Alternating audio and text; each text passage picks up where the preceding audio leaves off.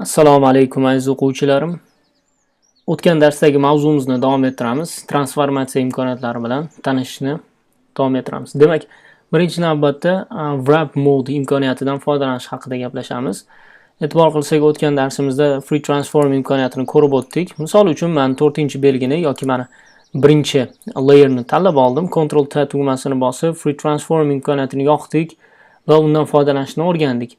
Endi wrap mode imkoniyatidan ham foydalanishni o'rganamiz. Tepa qismida, asosiy panelda wrap mode imkoniyatini ishga tushirish tugmasi bor. Uni bosamiz. E'tibor qilsak, o'ziga xos wrap mode imkoniyatini ishga tushirsak, ushbu suratimiz atrofida maxsus nuqtalar paydo bo'ladi. Ya'niki wrapping imkoniyatini beruvchi nuqtalar. Ichki asosiy anchor pointlari bor, asos nuqtalari bor. 4 ta burchagida asos nuqtasi bor va ichkari taraflarida esa anchor pointlari bor. Anchor pointlari bu ichkariga yoki tashqariga cho'zishni amalga oshiradi. Asos nuqtalari esa asos nuqtalarni tortish uchun vazifasini amalga oshiradi. Tushundik buni nima ekanligini. Endi e'tibor qilayotgan bo'lsak, bu wrapping imkoniyati orqali biz turli shakllarni yasashimiz mumkin yoki shaklimizni moslashimiz mumkin bo'ladi. Turli, misol uchun, mockup-lar tayyorlayotgan vaqtimiz, kitob muqovalar tayyorlayotgan vaqtimiz realistik suratlarni deylik qanaqadir portretlarga joylamoqchi bo'lsak, ana shu vaqtda biz xuddi shunday wrap imkoniyatidan foydalanamiz. Endi tepada yana o'ziga xos imkoniyat bor, split imkoniyati bor. Bu yerda nima qilsak bo'ladi? E'tibor qilsak, alohida nima qo'shishimiz mumkin ekan? E'tibor qilsak, bu yoqqa alohida deylik ustun qo'shishimiz mumkin, ya'niki qator qo'shdik hozir. Bu qatorni ham nima qilib beradi? Bu ichidagi o'zgarishlarni amalga oshirishimiz mumkin ekan. Bundan tashqari yana bu yoqda nima bor? Alohida endi ustun qo'shish imkoniyati bor. Mana shunaqa qilib turib, deylik ustunlarni qo'shib chiqishimiz mumkin bo'ladi. Bu nimaga yordam beradi?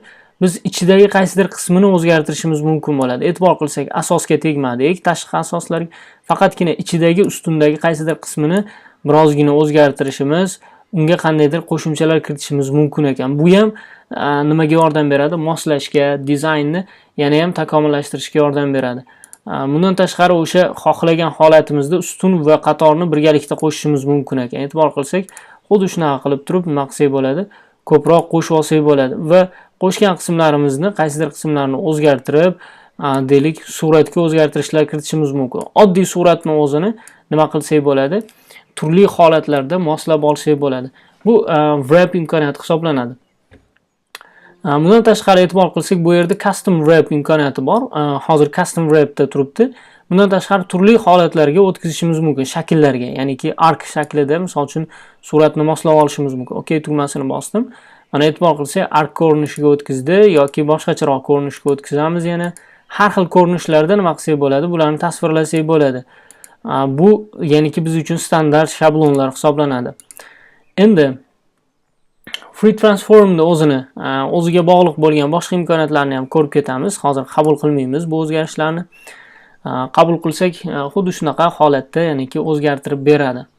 Endi agar misol uchun Ctrl T ni bosib, boyagidek wrap imkoniyati bilan qaysidir qismini mana bundoq qilib turib o'zgartirdim. Tasavvur qilaylik. Qabul qildik. Endi yana Ctrl T ni bossam, e'tibor qilsak, asos nuqtalariga o'tmayapti. Wrap imkoniyatini bossam ham asos nuqtalarini nima qilmayapti? Ichkaridan ko'rmayapti.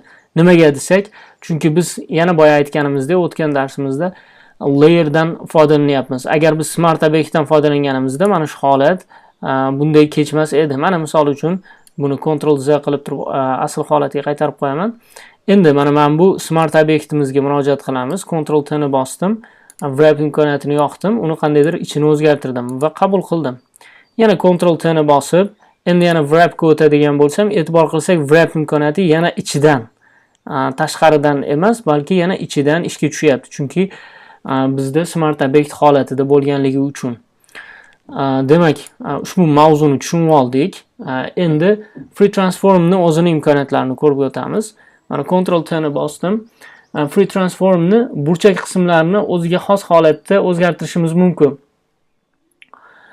Bu qanday bo'ladi? Misol uchun e'tibor qilsak, bu yerga Ctrl ni bosib, deylik shonchamizni burchagiga olib borsak, nima qilsak bo'ladi? Qaysidir burchagini tortishimiz mumkin. Misol uchun men tepadagi o'ng burchagini tortyapman, chap burchagini ham xuddi shunaqa o'zgartirishim mumkin. Ya'niki bu perspektiva o'zgartirishni amalga oshirishimiz mumkin bo'ladi. hozir perspektiv holatda o'zgarmayapti. Shunchaki men nima qilishim mumkin? Birorta shakl yoki birorta devor bo'lsa, o'sha devorga suratni moslab qo'yib qo'yishim mumkin. Devor qanaqadir yonmachasiga turgan bo'lsa, men suratni ham o'shanaqa yonmachasiga qilib moslashim mumkin bo'ladi. Tushuntira oldim deb o'ylayman, ya'niki nimani nazarda tutganligimni. Shunaqa qilib turib perspektiv holatda nima qilsak bo'ladi? Devorga moslab qo'ysak bo'ladi suratni. Misol uchun devor mana yonmachasiga turibdi, biz ham shunaqa yonmachasiga qilsak bo'ladi. Yoki mana ichki qismida alohida nima qilsak bo'ladi? Suratni o'zini teparoqqa, pastroqqa mana shunaqa tortish imkoniyatlarini ham beradi. Buni nomini adashmasam skew deb nomlanardi. Xo'p, endi perspektiv holatda ham o'zgartirishimiz mumkin. Buning uchun Ctrl Alt Shift tugmalarini bosishimiz kerak. Ctrl Alt Shift tugmalarini bosib, misol uchun o'zgartiradigan bo'lsak, suratni perspektiv holatda o'zgartiradi. Deylik, mana misol hozir Ctrl Alt Shift tugmalarini qo'shib bosamiz. Shunda mana o'zgartirish kiritadigan bo'lsak, mana tepa qismiga e'tibor qilsak, yonlariga, mana bu yoniga tortadigan bo'lsam, e'tibor qilsak, mana perspektiv holatda nima qilyapti? O'zgartiryapti. Yoki mana tepa qismini o'zgartirmoqchi bo'lsam, boshqa shakllarni, qismlarni o'zgartirmoqchi bo'lsam, hammasini nima qiladi? Perspektiv holatda o'zgartirib beradi. Demoqchi bo'lganim, qanday imkoniyatlarni berishini sizlar bilan ko'rib chiqyapmiz. Ya'niki Free Transform imkoniyati bizga to'laqonli o'sha surat bilan ishlash imkoniyatlarini deylik berar ekan. Endi yana bir oxirgi biz ko'rishimiz kerak bo'lgan holat, bu holat nima deyilsa, bu flip, ya'niki gorizontal yoki vertikal holatda suratni aylantirish imkoniyati. Buni mana bu suratda ko'ramiz, ya'niki 3-suratimizda yaxshiroq, chunki 3-suratimizda har tarafi bir-biridan farq qiladi. Misol uchun ikkita tarafida mana bu yonib turgan bo'lsa, svitilnigi bo'lsa, orqa taraflarida esa bunaqa narsasi yo'q ekan. Keling, mana shunda ko'ramiz. Shuni aylantirmoqchiman. Qanaqa qilib aylantiramiz? Ctrl T ni bosdim. Keyin bundoq qilib turib tortadigan bo'lsak, mana bunday holatda aylantirib beryapti. E'tibor qilsak, mana bu tarafga aylanib qoldi. Hozir nima qilyapman? Men flip holatida, ya'niki akslantiryapman. Yoki men bu tepadagi maintain aspect ratio imkoniyatini o'chirib qo'ysam ham, mana bundoq qilib turib ko'rib olsam ham bo'ladi. Endi buni eng yaxshi tartibli holatda amalga oshirishda oson uslubi edit bo'limiga o'tib, transform bo'limidan xuddi shunday flip horizontal imkoniyati mana gorizontal holatda aylantirib berdi yoki mana vertikal holatdan aylantirmoqchi bo'lsak, flip vertical imkoniyatidan foydalansak, mana oyog'ini osmondan qilib, chappa qilib aylantirib berishni amalga oshirishimiz mumkin ekan. Ya'niki bu nimaga yordam beradi? O'sha suratlarimizni qandaydir holatda bizga akslantirmoqchi bo'lsak, ushbu uslublardan foydalanishimiz mumkin.